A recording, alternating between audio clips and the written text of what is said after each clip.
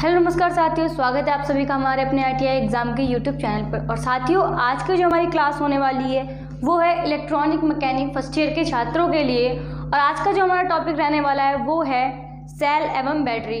क्या रहेगा आज का हमारा टॉपिक? सेल एवं बैटरी। तो चलिए आज के हम इस टॉपिक में जानेंगे कि सेल क्या होता है और ये कैसे बनता है और हमारी लाइफ में इसकी क्या यूजेस होते हैं। ठीक है, इसके हम प्रकार भी जानेंगे आज के इस वीडियो में टॉपिक को। तो देखिए, सेल क्या होता है? सेल एक स्टोरेज डिवाइस है। सेल क्या है? यह एक स्टोरेज डिवाइस है जो क्या करता है? डीसी करंट को स्टोर करके रखता है। सेल क्या है? सेल एक स्टोरेज डिवाइस है। यह एक स्टोरेज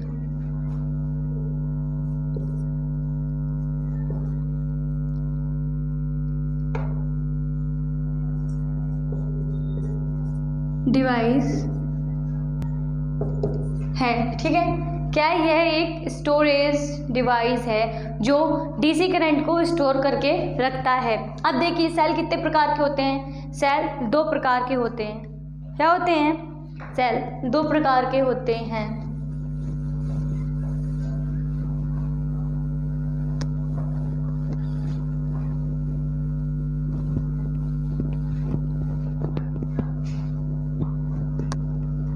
सेल कितने प्रकार का?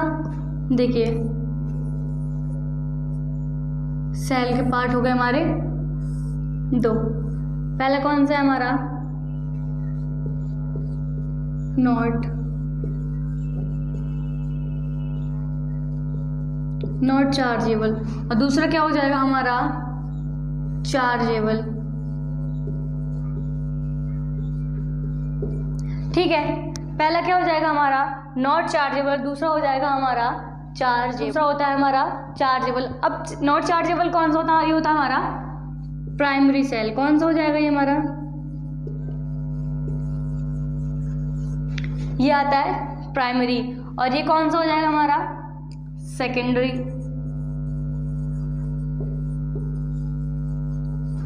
ये कौन सा हो जाएगा हमारा? Secondary cell. ठीक है, ये था हमारा प्राइमरी सेल। तो देखिए, सेल मैंने आपको बताया, सेल दो प्रकार के, एक होता है नॉट चार्जेबल और एक होता है चार्जेबल। नॉट चार्जेबल कौन सा? Primary cell. और दूसरा सेकेंडरी सेल। अब देखिए, प्राइमरी सेल कौन सा होता है हमारा? प्राइमरी सेल वो सेल होता है जिसको एक बार यूज़ करने के बाद दोबारा यूज़ नहीं किया जाता है। क्या, कैसा सेल? वो ऐसा सेल जिसको एक बार यूज़ करने के बाद दोबारा आवेशित नहीं किया जाता, यानी कि उसको दोबारा से चार्ज नहीं किया जा सकता। ठीक, तो ये कौन सा होगा? Primary cell. और सेकेंडरी सेल कैसा होता है? वो सेल जिसको पुनः आवेशित किया जा सकता है। ऐसा सेल जिसको पुनः आवेशित किया जा सकता है वो होता है हमारा सेकेंडरी सेल, यानी कि चार्जेबल सेल। ठीक है, अब देखिए, मैं दिखाऊंगा आपको। ये सेल देख रहे हैं क्या? ये क्या है? सेल है ना? ये कैसा सेल है? प्राइमरी या सेकेंडरी? बताइए, ये सेल कैसा है? प्राइमरी या फिर सेकेंडरी? ये कौन सा होगा? प्राइमरी होगा या सेकेंडरी सेल होगा?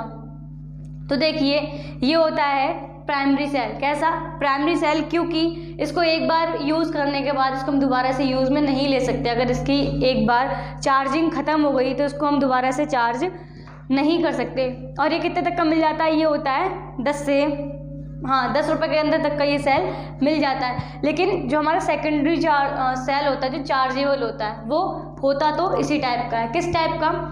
जो हमारा प्राइमरी सेल होता है वो इसी टाइप का सेकेंडरी सेल भी होता है, लेकिन उसको क्या करते हैं, उसके रेंज क्या होते हैं? वो 100 रुपये तक का आपको मिल जाएगा। कैसा मिलेगा? 100 रुपये, 150 रुपये की कीमत में आपको वो सेल मिल जाएगा, जिसको हम दोबारा से चार्ज कर सकते हैं। ये कब तक चलता है ये वाला सेल? इसका 6 महीने तक हम इसको आराम से चला सकते हैं। कौन सा? Chargeable cell. ठीक है, ये आराम से चल जाता है हमारा 6 महीने तक, क्योंकि इसका रेंज ज़्यादा होता है। ये चार्जेबल होता है। कौन सा होता है? सेकेंडरी सेल होता है ये हमारा। और जो प्राइमरी सेल होता है वो मैंने आपको दिखाया, ये हमारे जैसे कि रिमोट में हम यूज़ करते हैं ना, रिमोट है, घड़ियाँ हैं हमारी, उन सब में हम यूज़ करते हैं, जो एक बार यूज़ करने के बाद हम फेंक देते हैं, नया लेके आते हैं। ठीक, तो क्या मैंने बताया, सेल दो प्रकार के, एक नॉट चार्जेबल एक चार्जेबल। नॉट चार्जेबल कौन सा हमारा, प्राइमरी सेल जो कितने तक का मिल जाता है, 10 रुपये में मिल जाता है हमारे लिए, ठीक है।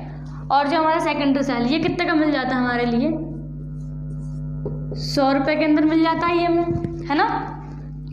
तो ठीक है, फिर अब चलिए देखते हैं, देख सकते हैं हम कहेंगे अब कि जो हमारा सेल है और कैपेसिटर है, क्या सेल और कैपेसिटर में क्या अंतर होता है। सेल कैसे काम करता है, सेल धीरे धीरे एनर्जी देता है, क्या देता है, सेल धीरे धीरे एनर्जी देता है, जबकि जो हमारा कैपेसिटर होता है, क्या, जबकि जो हमारा कैपेसिटर होता है वो एकदम से क्या देता है, एनर्जी देता है, क्या, फुल पावर से एनर्जी देता है।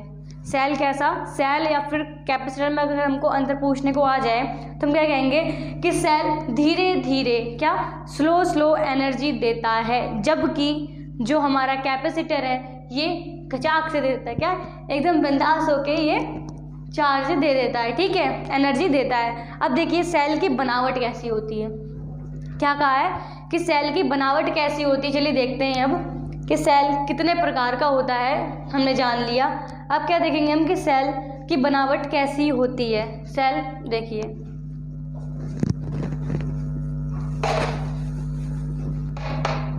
देखिए सेल कैसा होता है, सेल दो होते हैं ना, एक तो द्रव सेल और एक शुष्क सेल। कैसा, एक द्रव सेल और एक शुष्क सेल। द्रव सेल कहाँ यूज़ करते हैं, द्रव सेल का यूज़ कहाँ होता है, देखिए ये जो मैंने आपको सेल दिखाया था, ये जो मैंने आपको सेल दिखाया, ये बताइए कैसा है, द्रव्य सेल होगा यानी कि लिक्विड सेल है या फिर ये शुष्क सेल है, बताएं, द्रव सेल होगा ये या फिर शुष्क सेल है, बताइए कौन सा सेल है ये। तो देखिए ये है हमारा शुष्क सेल, कौन सा, शुष्क सेल है ये हमारा, जबकि जो हमारा द्रव सेल होता है उसमें क्या होता है, यानी कि जो हमारा लिक्विड वाला सेल होता है उसमें H2SO4 भरा होता है, क्या, उसमें H2SO4 होता है, किसमें, लिक्विड वाले में। लिक्विड सेल में क्या होगा, H2SO4 भरा होता है, ठीक। और ये क्या हो जाता है, ये ज़्यादातर यूज होता है हमारा जो घर की बैटरियाँ हैं, क्या, हमारी जो इन्वर्टर की बैटरियाँ होती हैं उसमें यूज़ किया जाता है लिक्विड सेल। देखिए लिक्विड सेल, फिर से अगर हम अपनी मोटर गाड़ियों में लिक्विड सेल को यूज़ करेंगे, है ना, जैसे बाइक होगी, बाइक में भी हमारी सेल की बैटरी की ज़रूरत पड़ती है ना, इसका हम यूज़ करेंगे तो क्या, इसका जो द्रव है वो छलक के बाहर आ जाएगा, है ना, क्या हो जाएगा, छलक के बाहर आ जाएगा। इसीलिए लिक्विड सेलों को हम यूज़ करते हैं जो स्थिर जगह होती है। अब घर तो हमारा चलता नहीं है ना, घर एक जगह पे स्थिर है, तो इसीलिए लिक्विड सेल को हम क्या करते हैं, अपने घरों में यूज़ करते हैं। जबकि जो हमारा शुष्क सेल होता है उसको कहाँ करते हैं, जहाँ पे हिलडुल वाली जगह होती है। कैसी होती है, हिलडुल वाली, जैसे कि हमारी बस हो गई, कार हो गई, बाइक हो गई, इन सब में क्या, शुष्क सेलों का यूज़ किया जाता है, ठीक।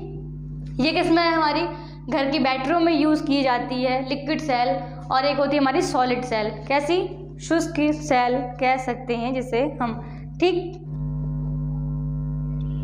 अब देखिए जो हमारा, मैंने आपको बताया कि ये है लिक्विड सेल, ठीक है। दूसरा होता है हमारा शुष्क सेल, कौन सा, शुष्क सेल। इसमें क्या भरा होता है, इसमें भरा होता है इलेक्ट्रोलाइट। क्या भरा होता है, इलेक्ट्रोलाइट। इसमें कौन सा द्रव भरा होता है, सॉरी, इसमें क्या यूज़ होता है, इलेक्ट्रोलाइट, और इसमें होता है H2SO4 यूज़ किया जाता है। ये है हमारा लिक्विड सेल और ये हमारा शुष्क सेल, ठीक है। इसका यूज़ कहाँ होता है, हमारा बैटरियों में,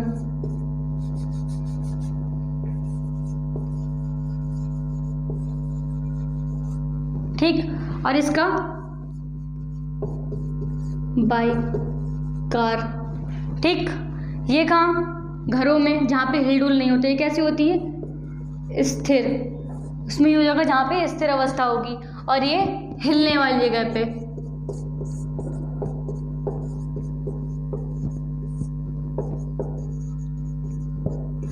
ठीक।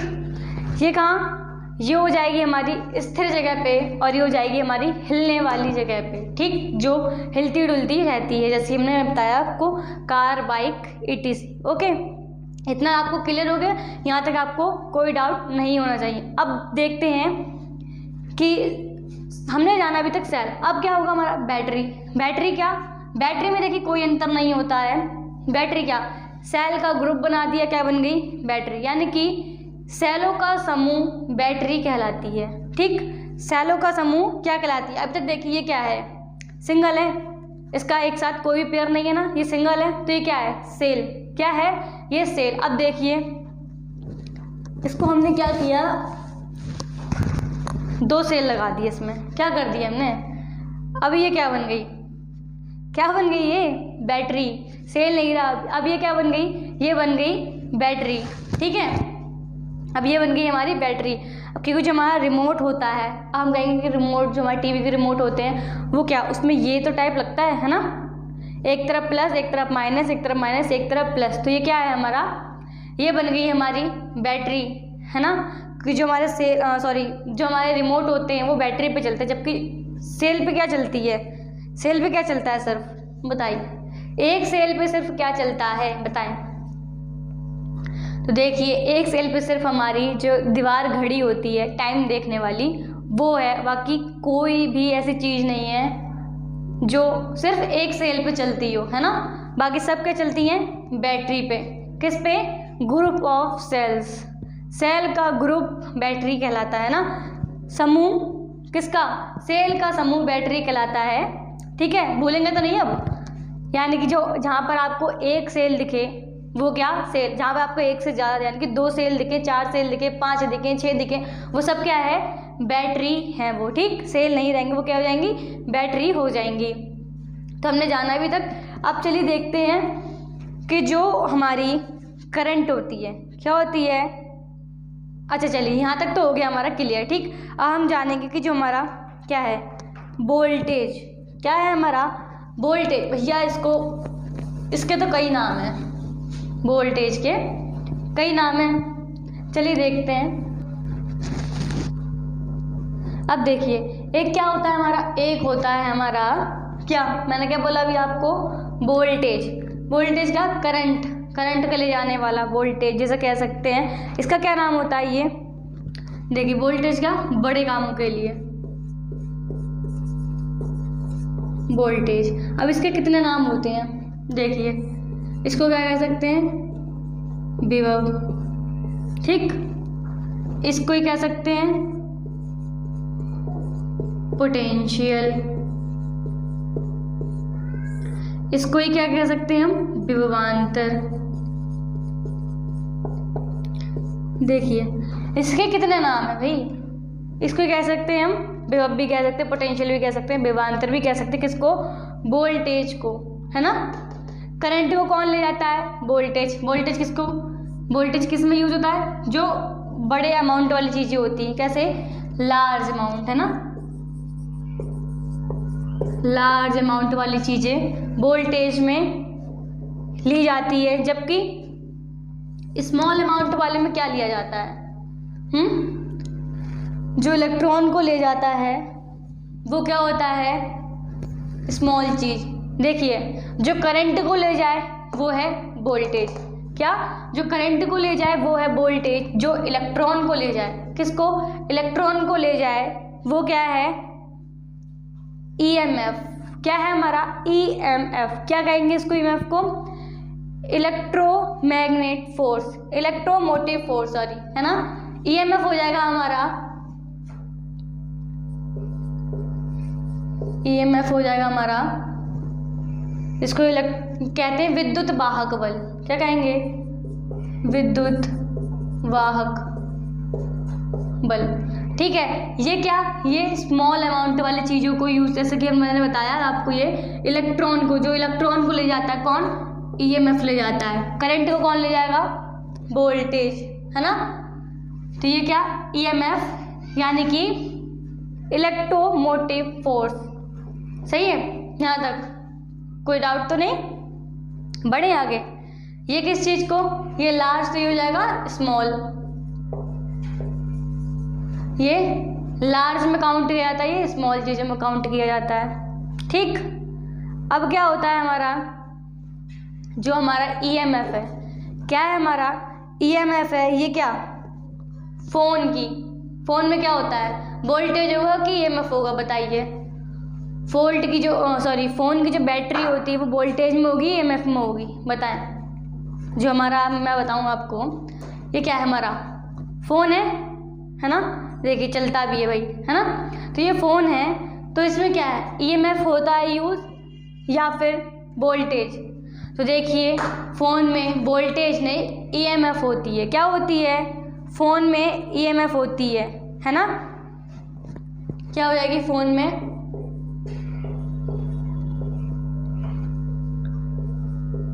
EMF, यानी कि स्मॉल क्वांटिटी है इसमें, है ना, स्मॉल क्वांटिटी है। जबकि वोल्टेज में क्या होता है, हमारी लाइट हो जाएगी। क्या कहते हैं कि भाई इतने वोल्टेज की हमारी क्या आ रही है, लाइट आ रही है। ये तो नहीं कहेंगे भैया इतने वोल्टेज का हमारा फ़ोन है। ये कभी सुना? मैंने तो भैया नहीं सुना, आपने सुना हो तो मुझे पता नहीं, लेकिन मैंने तो कभी नहीं सुना कि जो हमारा फ़ोन होता है वो EMF पे होता है ना, EMF। और जो हमारी लाइट और जो हमारी विद्युत होती है वो किस पे चलती है? वोल्टेज, यानी कि बड़े अमाउंट में। ठीक, अब देखिए हमारी बॉडी में क्या, हमारी जो बॉडी होती है इसमें क्या होता है, करंट होता है इसमें भी, है ना। इसमें क्या होता है, इसमें भी करंट होता है। कितना? ये होता है हमारा वोल्टेज। हमारी बॉडी है जो, इसमें भी वोल्टेज होती है। ये 4 से 6 वोल्ट, कितनी? 4 से 6 वोल्टेज तो हमारी बॉडी में ही होती है। कैसे? देखिए आपने वो देखी होगी पुराने टाइप वाली घड़ी, देखी जो हाथ में बांधते थे हम लोग, वॉच।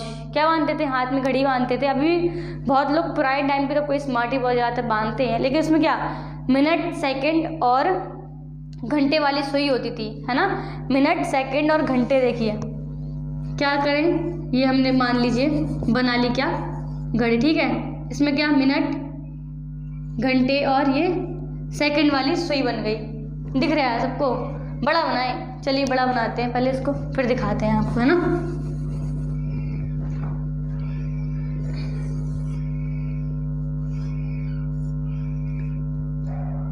देखिए ये क्या है, हमारी घड़ी है। ये क्या है, हमारी मिनट की, ये है घंटे की, और ये है सेकंड वाली। ठीक, अब जो हमारी बॉडी में जितना मैंने आपको बताया 4 से 6 वोल्ट हमारी बॉडी में क्या होता है, करंट होता है। तो जो हमारी बॉडी वो सिर्फ क्या कर सकती है, जो सेकंड वाली सुई है, क्या, सेकंड वाली सुई को ही बढ़ा सकती है आगे, ना तो मिनट वाले को बढ़ाएगी ना ही घंटे वाले को।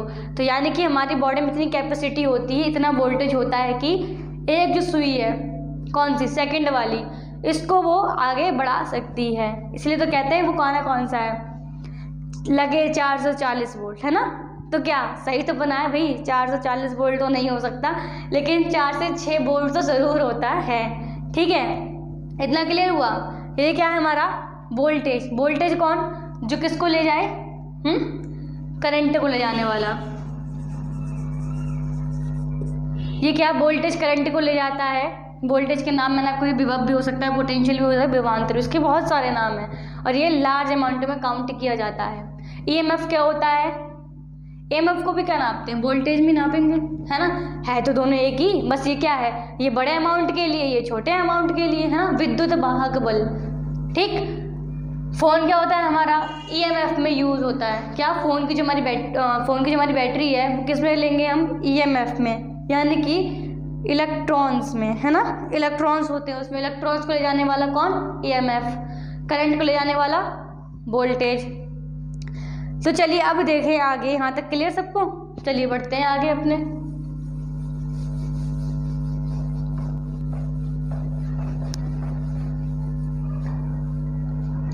देखिए अब क्या, बैटरी से ले जाने वाली धारा, क्या, बैटरी से ले जाने वाली धारा आई, क्या, बैटरी से ले जाने वाली धारा आई बराबर EMF।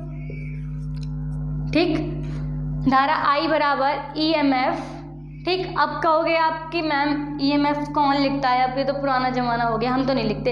हम क्या लिखते हैं, डायरेक्ट E लिख देते हैं यहाँ पर, है ना। यानी कि बैटरी से आई धारा I बराबर E, ठीक, अपॉन, अब क्या हुआ यहाँ पर, अब देखिए मैं आपको बताऊँ कि ये तो होगी बैटरी की धारा, ये हो गया हमारा विद्युत वाहक बल। ठीक, अब क्या, जो हमारा सेल होता है ना, जो मैंने आपको बताया सेकेंडरी सेल जो होता है, मेरे पास तो है नहीं वो चार्जेबल वाला जो सेल मैंने आपको बताया जो 90 रुपये या फिर 100 रुपये के अंडर में मिल जाता है, वो क्या लगता है, वो लगता है माइक होते हैं चार्ज वाले बैटरी वाले, उसमें यूज़ होता है वो, ठीक है।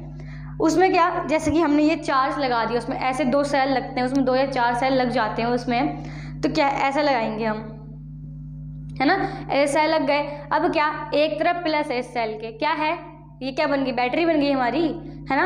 अब एक तरफ इसमें प्लस है, एक तरफ माइनस है। अब इसमें क्या, आंतरिक प्रतिरोध भी तो है, ये क्या है, ये एक आंतरिक प्रतिरोध भी तो है इसके अंदर, है ना। ये देखिए, ये सेल लीजिए, ठीक। इसमें क्या है, एक तरफ प्लस है, एक तरफ माइनस है। अब जो हमारा प्लस वाला है वो माइनस की तरफ जाएगा।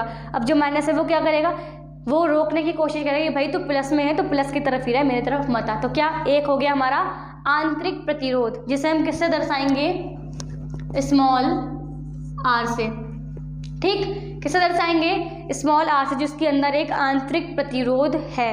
अब देखिए, अगर हम इस सेल को ऐसे एक तार से जोड़ दें, क्या करें, अगर हम इस सेल को ऐसे तार से जोड़ दें तो तार का क्या हो जाएगा, ये तार किस में लगेगा, ये तार तो बाहर रहेगा, कोई सेल के अंदर तो हम घुसेड़ नहीं देंगे, है ना।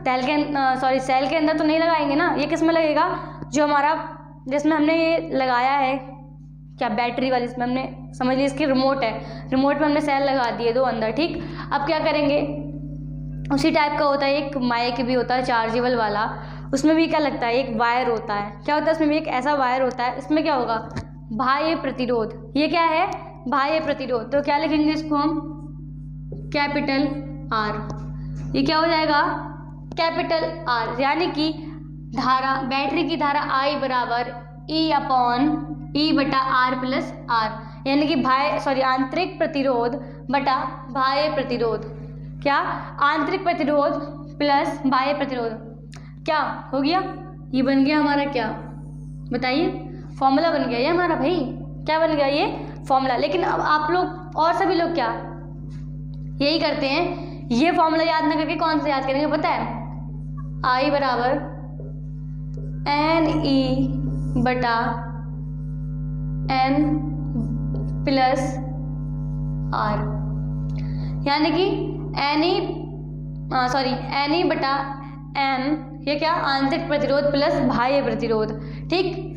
और एक ये वाला याद कर लेंगे, कौन सा, I बराबर NE अपॉन आंतरिक प्रतिरोध प्लस N बाह्य प्रतिरोध।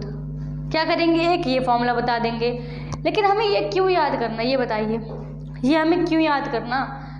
अब कहेंगे कि ये तो हो जाएगा श्रेणी क्रम का, ये हो जाएगा समांतर क्रम का, हमें तो याद करना है। जब इससे फॉर्मूला बनना तो हम ये याद क्यों करें, है ना। हम क्यों भाई इतने कन्फ्यूज़न करें अपने एग्जाम में, फिर भूल जाएंगे एन इसमें लगना है कि एन इसमें लगना है, एन बड़े आर में लगना है, एन छोटे आर में लगना है। क्या करेंगे, कन्फ्यूज हो जाएंगे और क्या हो जाएगा वहाँ पे गड़बड़, पूरा दिमाग से निकल जाने का, है ना। लेकिन नहीं, हम ये याद नहीं करके हम ये वाला फॉर्मूला याद ना कर लें, है ना। देखिए मैं इसको समझाऊँ अच्छे से आपको एक बार फिर से। देखिए इस पे एक क्वेश्चन लेते हैं, ठीक, क्या लेते हैं, इस पे एक क्वेश्चन लेते हैं। देखिए मान लीजिए ये क्या है, हमारा एक सेल है ना, एक सेल है, यहाँ पे लिखें, चलिए ऐसे लिखते हैं। एक क्वेश्चन ले लिया हमने, क्या कि एक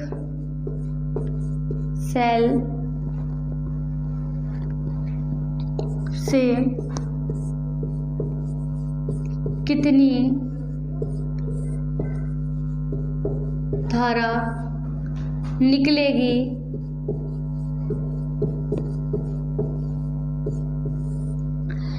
जिसका आंतरिक प्रतिरोध यानी जिसका ईएमएफ, क्या, जिसका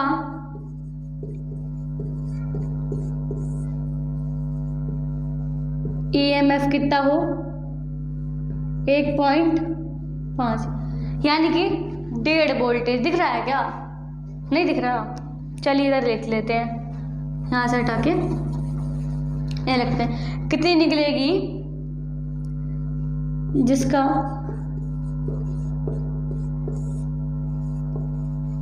EMF कितना बताया मैंने आपको, 1.5 वोल्ट, ठीक है।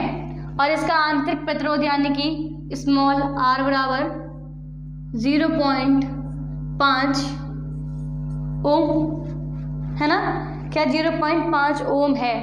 तो हमें क्या निकालना है, इसकी धारा बताने की कितनी धारा होगी। तो देखिए फॉर्मूला से ये लगेगा, I बराबर EMF कितना दिया है हमें, 1.5 वोल्ट, लिख दिया हमने 1.5 वोल्ट भाई, ठीक। आंतरिक प्रतिरोध हमें कितना दिया है, 0.5। अब बचा क्या हमारे पास, R। भैया हमें इसमें तो बताया नहीं कि भाई प्रतिरोध कितना है ना, इसमें नहीं बताया कि भाई प्रतिरोध कितना है। ये तार है, क्या है, एक ही तार तो है, 2 तार तो नहीं है, क्या कहा है, एक ही तार है, 2 तार तो है नहीं, तो इसमें क्या हो जाएगा, बाह्य प्रतिरोध 1 मान लेते हैं हम। क्या मान लेंगे, बाह्य प्रतिरोध 1 मान लेते हैं। तो कितना हो जाएगा, ये हो जाएगा 1.5, आधा 1, 1.5 काट दिया, क्या हो गया, 1 एम्पियर। कितनी की धारा आएगी, 1 एम्पियर धारा निकलेगी, यानी कि एक सेल से 1 एम्पियर की धारा प्रवाहित होगी, ठीक है। अब देखिए, अब एक और क्वेश्चन लेते हैं। मान लीजिए हमने कह दिया कि भाई 2 सेल है हम पे, क्या अभी तक क्या था हम पे, 1 सेल था, 1 सेल की निकाल ली हमने। अब मान लीजिए कि हमने कह दिया कि 2 सेल है हमारे पास, कितने कि 2 सेल है हमारे पास, और उसकी EMF है 1.5 और उसका आंतरिक प्रतिरोध क्या है, 0.5, ठीक है। अब देखिए क्या करेंगे,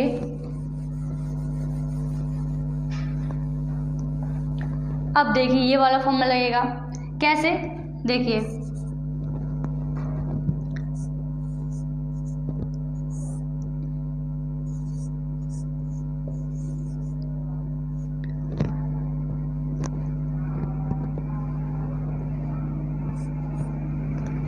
देखिए EMF कितना दिया है हमें, 1.5 दिया है ना, 1.5 वोल्ट दिया है EMF।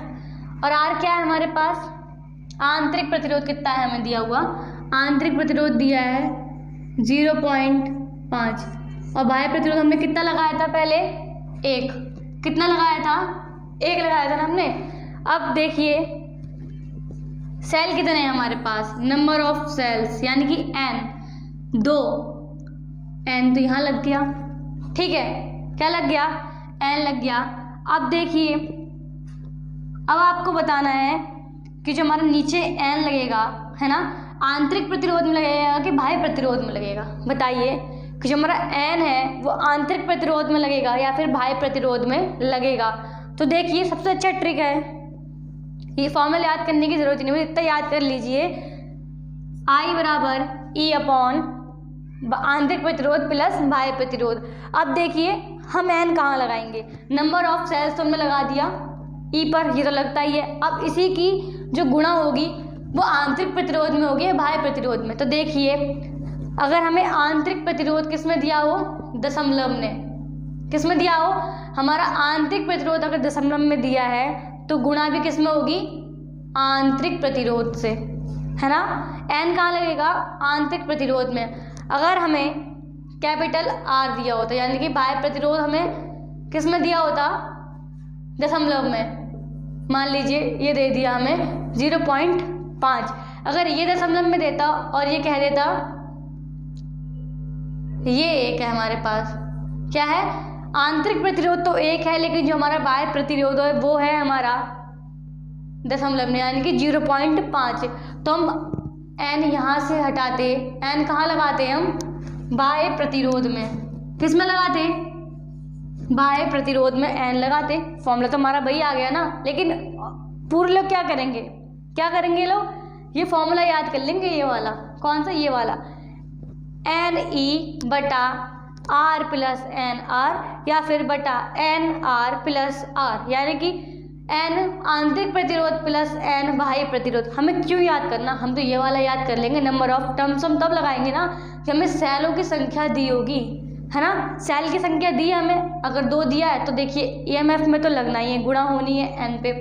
डिपेंड करता है कि जो हमारा आंतरिक प्रतिरोध है या बाह्य प्रतिरोध है वो दशमलव में कौन सा दिया है। अगर हमें आंतरिक प्रतिरोध दशमलव में दिया होगा तो हम n यहाँ लगाएंगे, अगर हमें बाह्य प्रतिरोध में दशमलव दिया होगा जैसे मैंने आपको बताया तो वो कहाँ लगेगा, n बाह्य प्रतिरोध में लगेगा।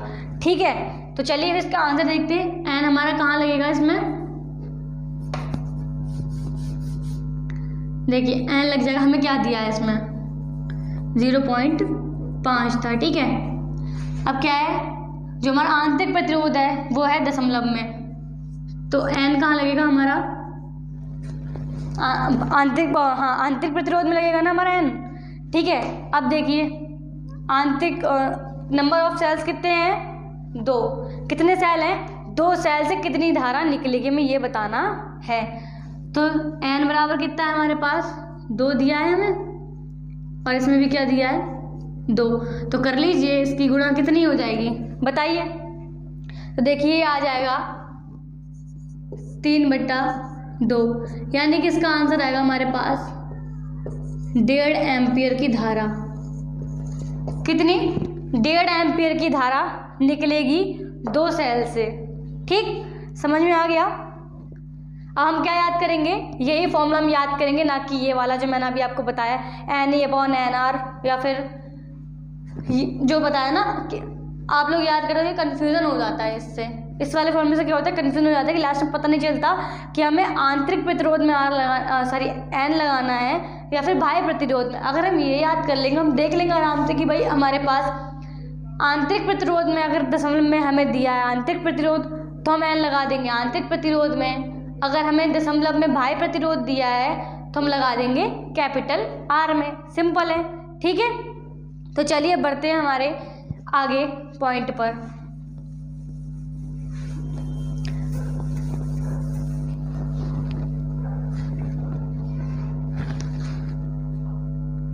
तो देखिए अब क्या आता है,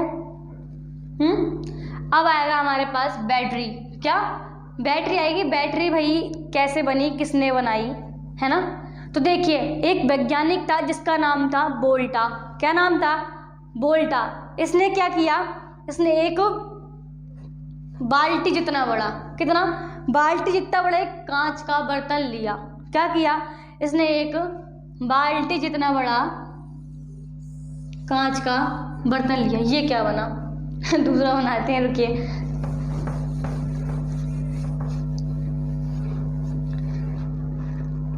तो देखिए एक वैज्ञानिक था जिसका नाम था वोल्टा। उसने क्या किया, उसको दिमाग में पागलपंती चढ़ गया, क्या कह सकते हैं, उसके दिमाग में पागलपंती चढ़ गया और उसने क्या किया, एक बाल्टी जितना बड़ा, क्या बाल्टी जितना बड़ा उसने क्या ले लिया, कांच का एक बर्तन ले लिया। ठीक, क्या हम भी एक कांच का बर्तन ले लेते हैं उसी की तरह, पागल बन जाते हैं हम भी, पागल नहीं था होशियार था। ठीक है, क्या ले लिया उसने, एक बाल्टी जितना बड़ा एक कांच का बर्तन ले लिया। अब उसने क्या किया, देखिए क्या किया, उसने एक बाल्टी जितना बड़ा कांच का एक बर्तन ले लिया, उसमें उसने क्या किया, प्लस की एक छड़ डाली। क्या डाली, प्लस की एक छड़ डाली उसने। जो प्लस किसको बनाया उसने, जिंक को। किसे बनाया, जिंक को उसने प्लस बनाया, यानी कि पॉजिटिव की एक छड़ डाली जो क्या बनाई, जिंक की, और एक उसने निगेटिव की एक छड़ ली, यानी कि कैथोड की। किसकी, कैथोड की एक छड़ ली जो क्या हमारी हुई, कॉपर की। क्या थी हमारी, एक तो उसने ली एनोड छड़ जो उसने डाली, ठीक, वो किसकी थी, जिंक यानी कि Zn की, और एक उसने कैथोड की छड़ ली जो उसने बनाई किसको, कॉपर को। ठीक है, इसके अंदर उसने क्या भरा, इसके अंदर उसने भरा H2SO4। क्या भरा इसमें, H2SO4 यानी कि इलेक्ट्रोलाइट, जिसे क्या बोलेंगे, इलेक्ट्रोलाइट। एक द्रव भरा जो हुआ हमारा H2SO4। ठीक है, ठीक, अब क्या हुआ, ये क्या बनके, इससे क्या हुआ तैयार, हमारा सेल बैटरी तैयार हुई। इसका क्या नाम बना हमारा, वोल्टा। वोल्टा के नाम से पड़ा हमारा वोल्टेक सेल। क्या पड़ा?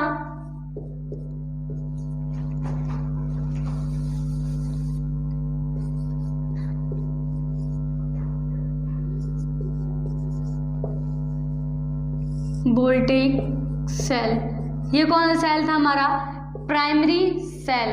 कौन सा था ये हमारा? प्राइमरी। ठीक, वोल्टेक सेल हमारा कौन सा था? जो वोल्टा ने बनाया था उसके नाम पे पड़ा वोल्टेक सेल। उसने क्या किया, एक कांच का इतना बड़ा बर्तन लिया, उसमें उसने एक एनोड की छड़ ली जो किसकी थी? जिंक की, और एक कैथोड की छड़ ली जो थी कॉपर की, और उसमें जो उसने पदार्थ डाला जिसे बोलते हैं इलेक्ट्रोलाइट, वो किस चीज़ का था? H2SO4। क्या था वो? H2SO4 था। अब इससे, इस बैटरी से जो हमारी EMF निकली, क्या निकली? EMF। देखिए, ये बनाने के बाद जो हमारी EMF आई थी वो थी 1.08 एम्पियर, है ना? क्या थी हमारी? सॉरी, वोल्ट होगा यहाँ पे, क्या हो जाएगा? वोल्ट। ये इतना बड़ा भी, इतना बड़ा बैटरी बनाने के बाद, और रिजल्ट क्या निकला हमारा? EMF कितना आया? 1.08। ये पता है कि ये इतना वोल्ट है जो मैंने आपको बताया था। क्या वो? सेकंड वाली सुई। सेकंड वाली सुई को बस ये खिसका सकता था। क्या कर सकता था? सेकंड वाली सुई को बस ये बैटरी खिसका सकती थी, आगे बढ़ा सकती थी, और कुछ नहीं कर सकती थी। इतना रुपए वेस्ट होने के बाद, इतना बड़ा भारी भरकम सेल बैटरी बनाने के बाद, रिजल्ट क्या है हमारे पास? का EMF इतना कम आया था, है ना? तो इसने क्या किया? ये तो हटा दिया। इसके बाद कौन सा सेल आया? लैक्लांसी सेल। क्या आया हमारा? लैक्लांसी सेल, जिसका EMF क्या है? इससे ज़्यादा आया। उसके बाद आया है हमारा कौन सा? Daniell cell. कौन सा? डैनियल सेल आया। उसके बाद तो ठीक, हमने यहाँ तक जाना कि इसका जो, उसके बाद क्या है हमारा? लैक्लांसी सेल आया, डैनियल सेल आया, ये सब कहते थे। इसका EMF कैसा था? बड़ा हुआ EMF था। ठीक है, ये किस में आते हैं? हमारी ये प्राइमरी सेलों में ये आते हैं। अब देखिए क्या है हमारे पास? शुष्क सेल। आप सभी ने देखा होगा शुष्क सेल, ठीक है? नहीं देखा तो अभी देखना, रुकिए।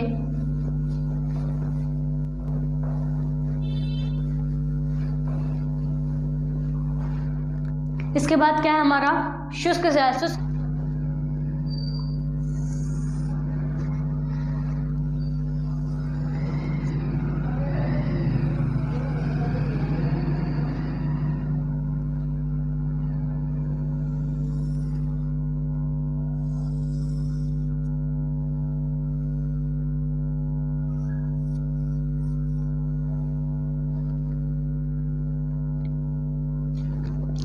ये देखिए, ये क्या था हमारा? ये था शुष्क सेल।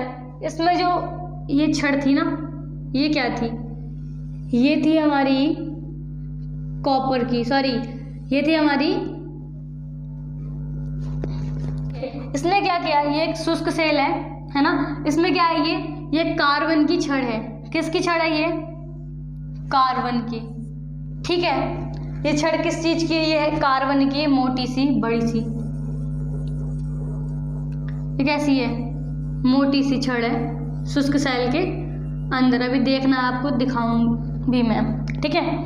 इसके बाद इसमें ये नीचे क्या होता है? ये इसमें होता है सिल्वर कलर का। किसका? सिल्वर कलर का होता है जिंक, जिसको इसने क्या बनाया था? क्या बनाया था इसने बनाया था ये एनोड। और जो हमारा सॉरी ये कार्बन है, इसको उसने बनाया था पॉजिटिव, यानी कि एनोड। ठीक, ये एनोड, ये कैथोड। इसने क्या किया? शुष्क सेल लिया, सॉरी इसने एक ये शुष्क सेल बनाया। इसमें इसने क्या डाल दिया? कॉपर की एक छड़ ली। इसने क्या किया?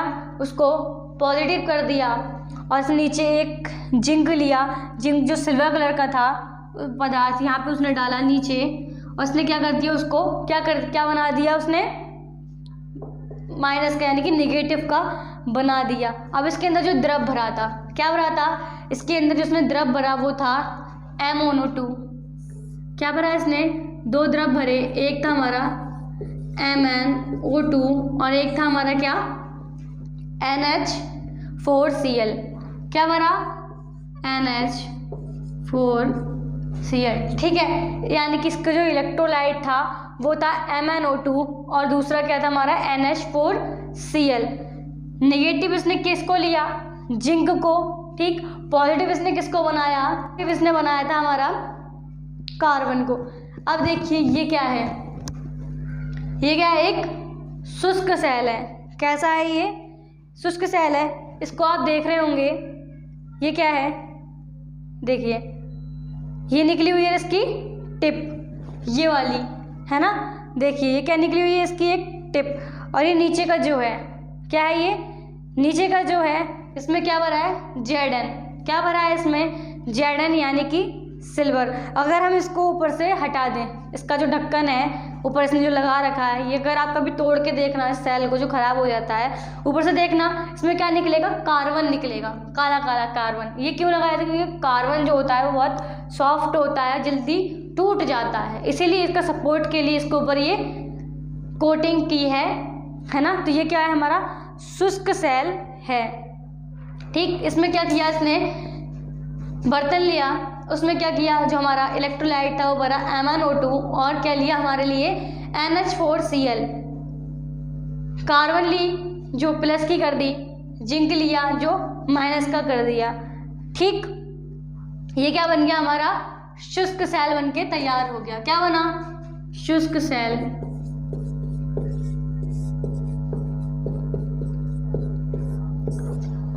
यहाँ तक क्लियर हुआ, ठीक, दिक्कत तो नहीं है इसमें।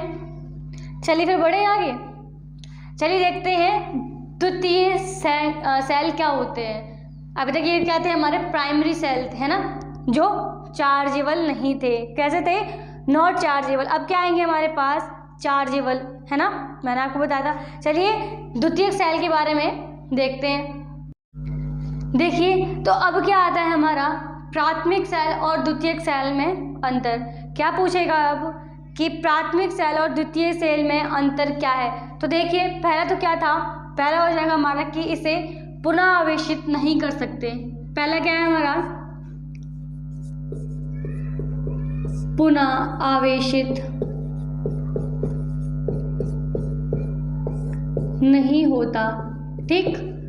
ये क्या है, ये हो जाता है, ये हो जाता है, ठीक। ये कैसा है, ये वजन में कैसा होता है, ये वजन में होता है हल्का, वजन में हल्का, ठीक। और ये कैसा होता है, ये होता है भारी।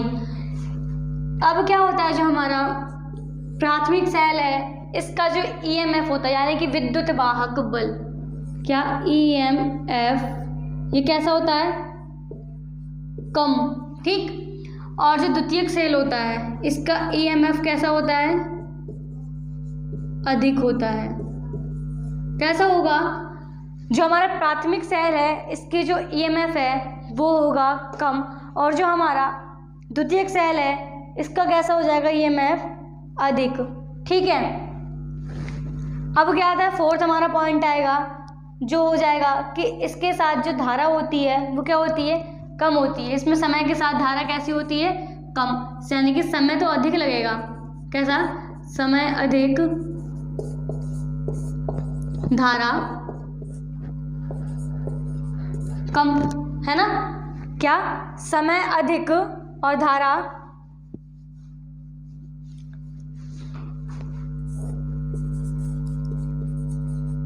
समय अधिक, धारा कम।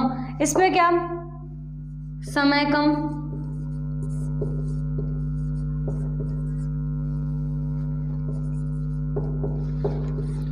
धारा अधिक, ठीक है ना। ये क्या होता है, जो हमारा प्राथमिक सेल था उसमें क्या था, इसको पुनः आवेशित तो कर नहीं सकते थे, एक बार इसका यूज़ होने के बाद, इसका जो एक बार चार्ज ख़त्म होने के बाद इसको हम दोबारा चार्ज नहीं कर सकते। और जो हमारा द्वितीयक सेल होता है इसको हम क्या कर सकते हैं, पुनः आवेशित यानी कि पुनः चार्ज कर सकते हैं। जो हमारा प्राथमिक सेल था ये कैसा था, वेट में, वजन में ये हल्का था। और जो हमारा द्वितीयक सेल था ये कैसा था, वजन में भारी था, इसलिए इसको कहीं ले जा सकते नहीं थे। जो हमारा प्राथमिक सेल है इसका ईएमएफ यानी कि विद्युत वाहक बल कैसा होता है, कम, जबकि द्वितीयक सेल का ईएमएफ होता है अधिक। फोर्थ पॉइंट है इसका, यह समय के साथ इसमें क्या होती है, समय तो अधिक लेता है, कौन, प्राथमिक सेल समय अधिक लेगा, इसकी जो धारा है वो कम मिलती है, जबकि द्वितीयक सेल में क्या है, समय कम धारा ज़्यादा। तो ज़्यादातर लोग क्या यूज़ करते हैं, द्वितीयक सेल को यूज़ करते हैं। ठीक है, समझ में आया, इतना क्लियर है, कोई डाउट तो नहीं। चलिए फिर बढ़ते हैं। देखिए क्या कह सकते हैं कि बैटरी को पुनः आवेशित कैसे करते हैं, इसकी विधि कौन सी है कि बैटरी को पुनः आवेशित कर लें। तो इसकी पहली जो विधि होती है वो होती है रेक्टिफायर विधि। क्या होती है, रेक्टिफायर। देखिए रेक्टिफायर विधि कैसे जान सकते हैं हम,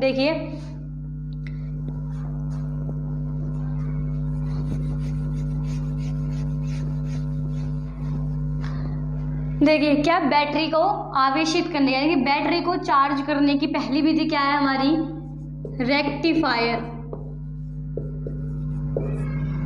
क्या हो जाएगी हमारी, रेक्टिफायर हो जाएगी।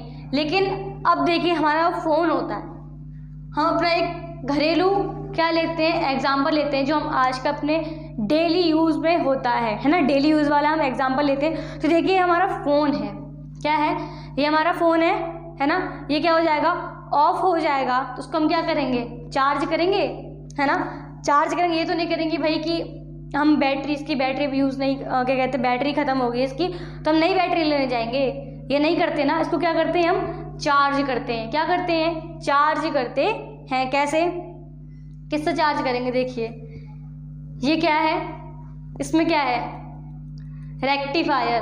क्या है इसके अंदर, रेक्टिफायर है। ये क्या करता है, इसको हम क्या लगाएंगे, स्विच में अपने लगाएंगे इसको, और फिर क्या करेंगे, इसको हम धारा प्रवाहित होगी, इसमें क्या होगी, करंट आएगा इसके अंदर, जो हमारे क्या करेगा, किस में जाएगा, हमारे फ़ोन में जाएगा।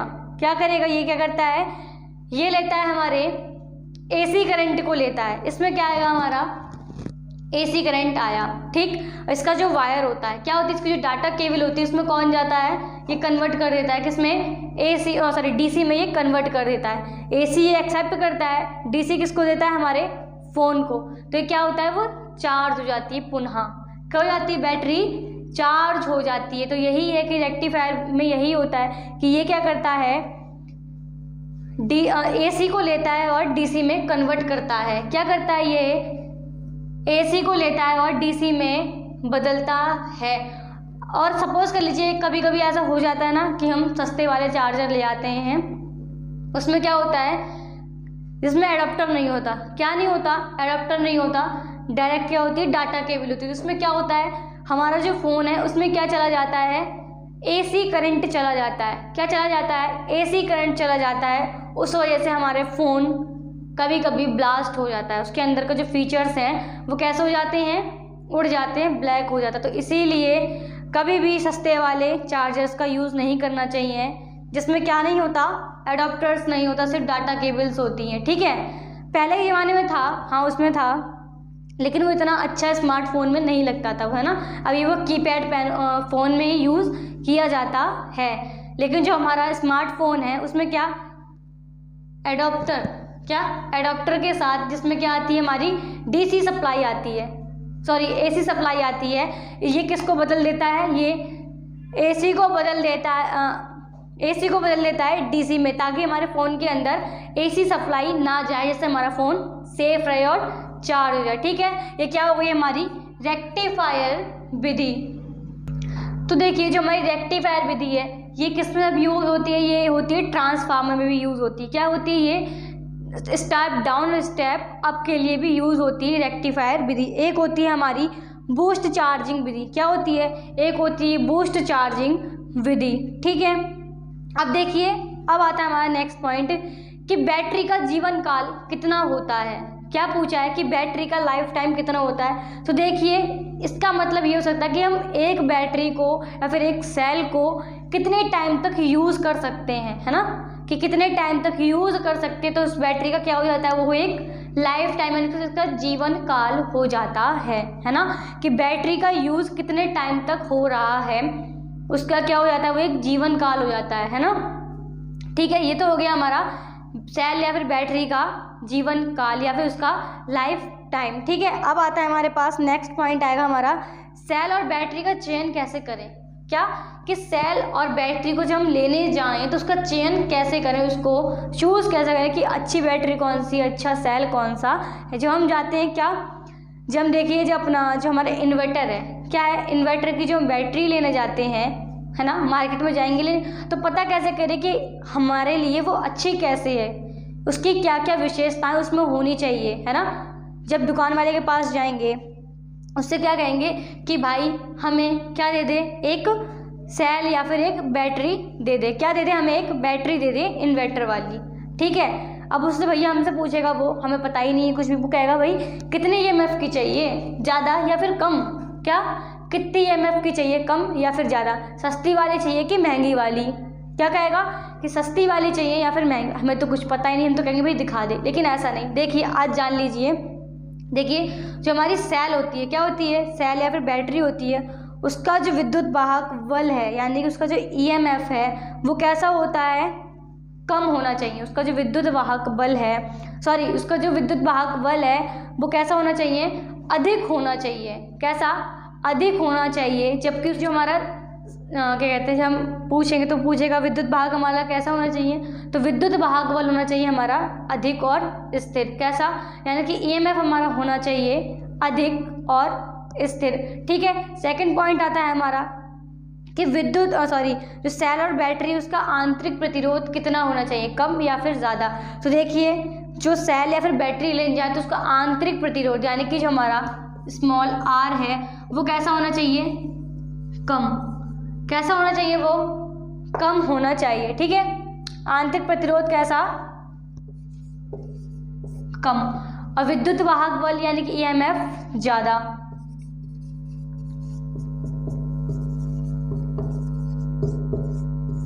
ठीक, EMF ज़्यादा और आंतरिक प्रतिरोध कम होना चाहिए। थर्ड पॉइंट आता है कि उससे कहें कि जब हम धारा को यूज़ ना करें, क्या कि जब हम बैटरी का यूज़ ना करें तो उससे ऐसी जहरीली गैस बाहर ना निकले, क्या हो जाए, उससे कहेंगे कि भाई हमें ऐसी बैटरी दिखा कि जब हम उसका यूज़ ना लें, उसको यूज़ में ना लें, तो ऐसा ना हो कि भाई यूज़ में नहीं ले रहे हैं, वो बंद पड़ी हुई है, तो उससे कोई जहरीली गैस वगैरह बाहर निकले, है ना। तो ऐसा भी नहीं देखना है। उसका सबसे पहले हमें क्या देखना है, कुछ कोई EMF है वो अधिक हो और स्थिर हो, और जो उसका आंतरिक प्रतिरोध है वो कैसा हो, कम हो। और बैटरी कैसी लेनी चाहिए, हमेशा सस्ती लेनी चाहिए, है ना, ज़्यादा महंगी नहीं लेनी चाहिए, सस्ती लेनी चाहिए। ठीक, अब क्या आएगा, अब देखिए जो हमारा, तो देखिए अब आता है हमारा कि सेलों का जो हमारी जो सेल होते हैं उसका समूह यानी कि श्रेणी क्रम समूहन, यानी कि कह सकते हैं ना कि सेल को श्रेणी क्रम में लगाएंगे या फिर पैरेलल में लगाएंगे या फिर उसको श्रेणी समांतर क्रम में लगाएंगे, है ना, ये सब है। तो चलिए देखते हैं हम अपने टॉपिक्स को, कुछ हमारे अपने क्या देखेंगे इससे रिलेटेड, हम न्यूमेरिकल्स देख लेते हैं। ठीक है, पहला क्वेश्चन है हमारे सामने जो किससे है, हमारा समांतर क्रम से, सॉरी श्रेणी क्रम से, यानी कि किसमें, सीरीज में। देखिए पहला क्वेश्चन क्या है कि 1.5 वोल्ट यानी कि 1.5 वोल्ट, क्या 1.5 वोल्ट वाले 10 सेल ले लिया हमने, 1.5 वोल्ट वाले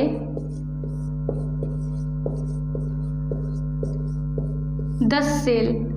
ठीक, फिर इसने क्या कहा है कि सेल का जो प्रतिरोध है वो क्या है, 4 ओम। क्या है, जो प्रतिरोध है वो क्या है, 4 ओम प्रतिरोध है। और इसका जो आंतरिक प्रतिरोध है, क्या आंतरिक प्रतिरोध जो है वो कितना बता रहा है ये, वो कह रहा है कि 0.3 है। वो कितना बता रहा है, 0.3 ओम। ठीक, अब इसने क्या कहा है कि परिपथ की जो धारा है वो किस में याद करनी है, समांतर क्रम में, ये निकालना है हमसे। क्या पूछा कि इसकी जो धारा है वो कितनी होगी, क्या पूछा इसने कि जो धारा है वो कितनी होगी, बताइए, है ना, कि 10 सेल हैं, उसका जो बाह्य प्रतिरोध है वो 4 ओम का है, आंतरिक प्रतिरोध उसका क्या है 0.3 ओम। ठीक, और उसका जो ईएमएफ है वो कितना है 1.5 यानी कि 1.5 वोल्ट। ठीक, अब चलिए देखते हैं, देखिए धारा I बराबर E upon R upon R। ठीक है, हो गया ना हमारा, ये यही तो फॉर्मूला है। यहाँ देखिए धारा I बराबर, ठीक, धारा I बराबर E अपॉन आंतरिक प्रतिरोध प्लस बाह्य प्रतिरोध। ये कितना दिया है हमको, E दिया है हमें 1.5 वोल्ट यानी कि 1.5 वोल्ट दिया है हमें क्या, EMF। आंतरिक प्रतिरोध किसमें है, किसमें है बताइए, आंतरिक प्रतिरोध है हमारा दशमलव में, तो n कहाँ लगेगा हमारा, n किस में लगेगा हमारा, आंतरिक प्रतिरोध में n लगेगा। ठीक, तो जो हमारा आंतरिक प्रतिरोध वो कितना हो जाएगा 0.3 प्लस हमें क्या दिया है बाह्य प्रतिरोध 4 ओम, क्या हो जाएगा 4, यहाँ लिख लेंगे। ठीक, n क्या है, नंबर ऑफ सेल्स, सेल के नंबर क्या है हमारे 10, तो इंटू किससे करेंगे हम 10 से, है ना, यहाँ भी क्या हो जाएगा 10, क्या हो जाएगा 10 हो जाएगा, यानी कि आंतरिक प्रतिरोध में हम गुणा करेंगे किसकी, नंबर ऑफ सेल्स की। ठीक, 10 से गुणा करेंगे तो देखिए क्या आएगा हमारा इसका आंसर, ये हो जाएगा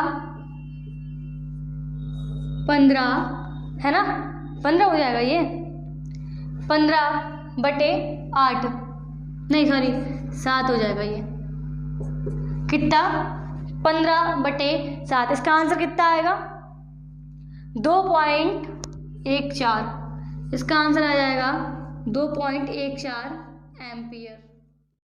तो देखिए अब दूसरा क्वेश्चन इसने क्या कहा कि 4 सेल श्रेणी क्रम में जोड़े गए हैं। क्या बोला है इसने कि 4 सेल हैं वो श्रेणी क्रम में जोड़े गए हैं, जिसका आंतरिक प्रतिरोध है हमारा 2.5 ओम यानी कि 2.5 ओम, और इसका ईएमएफ है 2 वोल्ट। क्या बताया, इसका ईएमएफ है जो वो है 2 वोल्ट, और इसका जो क्या है बाहरी प्रतिरोध, क्या है बाहरी रेजिस्टेंस जो है इसका वो है 90 ओम। पूछा क्या है हमसे, धारा I पूछी है, तो फिर हम वही करेंगे कि हमारा जो सूत्र होता है, हमारा फॉर्मूला, धारा I बराबर EMF यानी कि E अपॉन आंतरिक प्रतिरोध प्लस बाहरी प्रतिरोध। ठीक है, अब देखिए EMF कितना दिया है हमें, EMF दिया है हमें 2 वोल्ट। ठीक है, हमने यहाँ कितना लिख लिया, 2 लिख लिया। आंतरिक प्रतिरोध हमें किसमें दिया है, आंतरिक प्रतिरोध हमें किसमें दिया है, देखिए आंतरिक प्रतिरोध हमारे पास दशमलव में, किसमें दिया है आंतरिक प्रतिरोध, आंतरिक प्रतिरोध दिया है हमें दशमलव में, यानी कि जो हम नंबर ऑफ सेल्स, क्या नंबर ऑफ सेल्स है वो किससे किस में n लगाएंगे, स्मॉल r में n लगेगा, जैसे मैंने आपको बताया था। ठीक है, यानी कि हमारा कितना दिया है, आंतरिक प्रतिरोध दिया है हमें 2.5।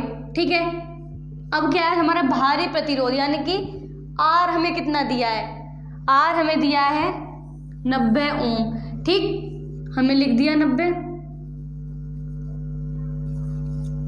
कितना लिख दिया 90 लिख दिया हमने। ठीक है, अब क्या है हमारे पास नंबर ऑफ क्या n, हम n कहाँ लगाएंगे, EMF में तो n लगता ही है। अब इसमें क्या दिया है हमें कौन सा आंतरिक प्रतिरोध दिया है हमें, किसमें, दशमलव में, तो n कहाँ लगेगा, आंतरिक प्रतिरोध यानी कि r में लगेगा हमारा, स्मॉल r में।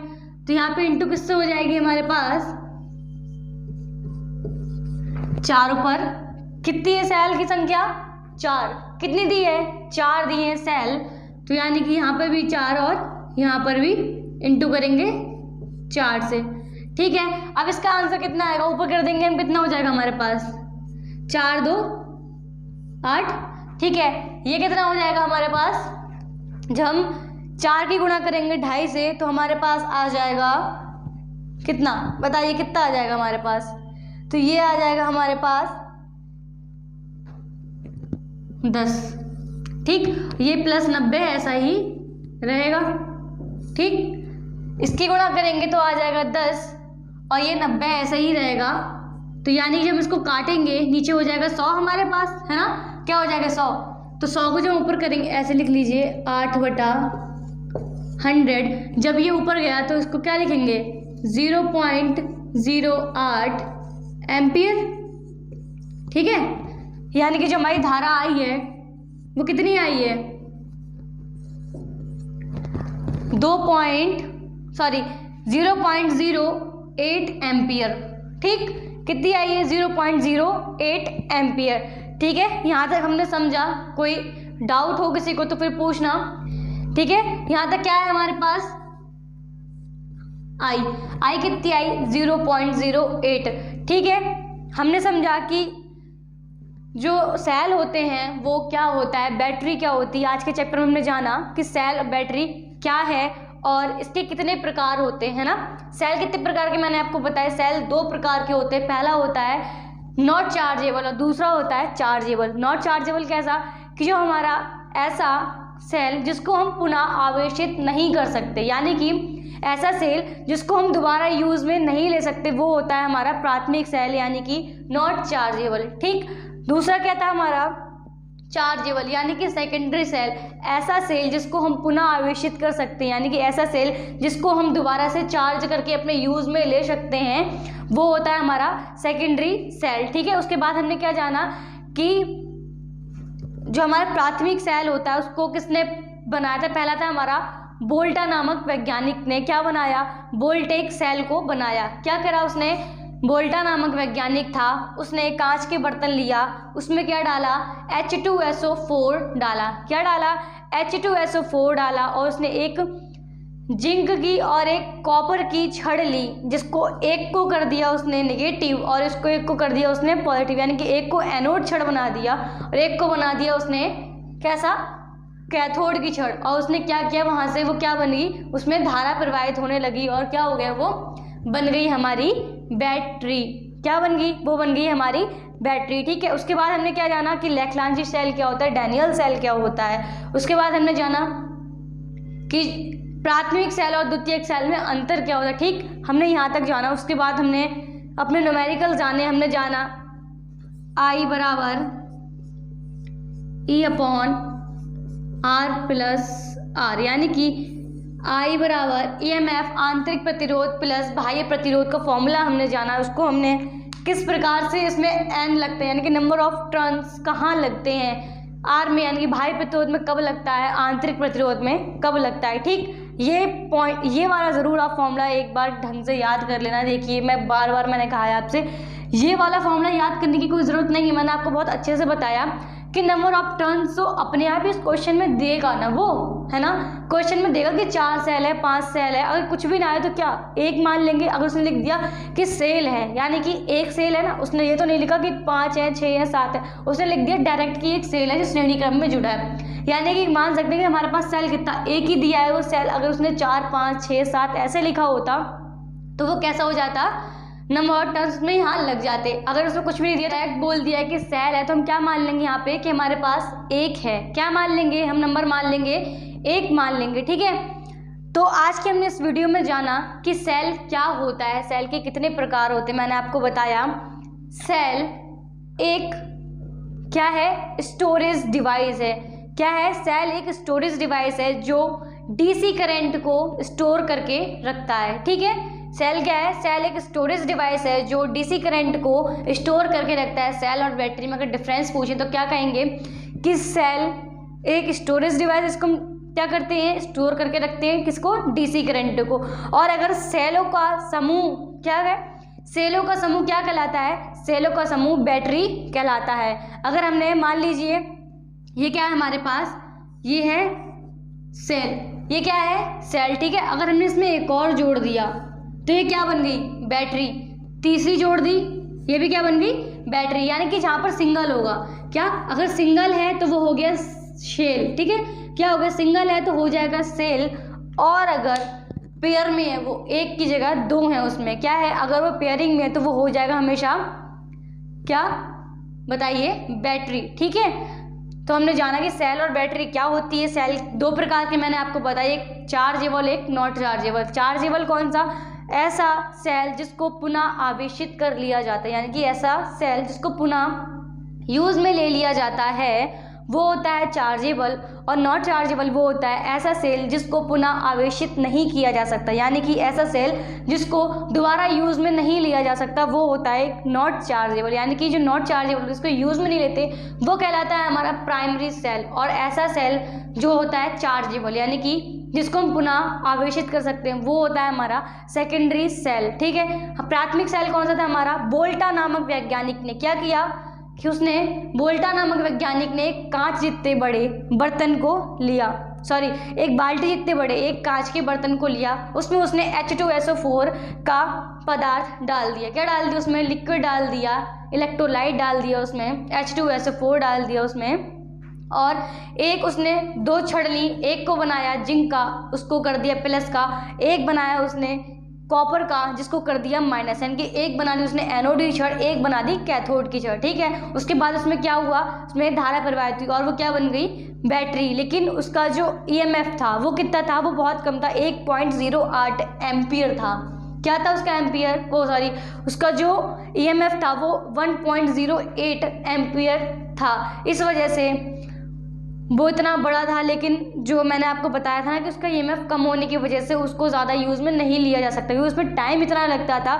लेकिन जो कह सकते ना कि जो उसका हमें यूज़ मिलना चाहिए था, कितने टाइम के बाद इतना टाइम वेस्ट हुआ हमारा और उसको जो प्रॉफिट होता है वो हमें मिला नहीं, क्योंकि वो इतना कम EMF है। वो सिर्फ हमारी हाथ वाली जो घड़ी होती है ना, हाथ वाली जो घड़ी होती है सेकंड होती है जिसमें, वो सिर्फ सेकंड वाली सुई को आगे बढ़ा सकता था। क्या कर सकता था? वो सिर्फ सुई जो सेकंड वाली होती है उसको आगे बढ़ा सकता था। और इस सेल का नाम क्या? ठीक है, यहाँ तक आपको क्लियर हुआ। तो फिर चलिए आज के इस वीडियो को समाप्त करते हैं। अगर वीडियो को पसंद आई हो तो प्लीज़ वीडियो को लाइक कीजिए, शेयर कीजिए ज़्यादा से ज़्यादा, और अगर कोई डाउट बनता है तो वीडियो के लास्ट में मुझे कमेंट कीजिए। तो चलिए फिर मिलते हैं नेक्स्ट वीडियो में, तब तक के लिए